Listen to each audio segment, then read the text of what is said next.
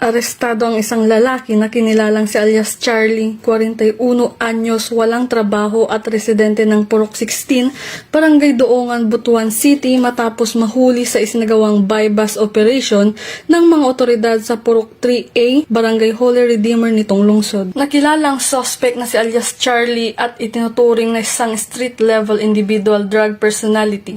Sa operasyon, nakumpiska mula sa kanya ang tinatayang 1 gramo ng hinihinalang shabu na nagkakahalaga ng humigit kumulang 6,800 pesos at ang 500 mark money na ginamit sa bypass. Matagumpay ang operasyon na pinangunahan ni Police Captain Moises Macalolot ng Station Drug Enforcement Unit kasama ang mga tauhan ng Butuan City Police Station 2. Sa ngayon, nakakulong ang suspect sa detention facility ng Butuan City Police Station 2 at nahaharap sa kasong paglabag sa Republic Act 9165 o Comprehensive Dangerous Drugs Act of 2002. Ang masigasig na kampanya ng pulisya laban sa iligal na droga ay mahalaga upang mapanatili ang kapayapaan at maiwasan ang kriminalidad. Bawat operasyon ay nagiging simbolo ng pangangalaga sa kalusugan, seguridad at kinabukasan ng mamamayan tungo sa maayos at ligtas na bagong Pilipinas.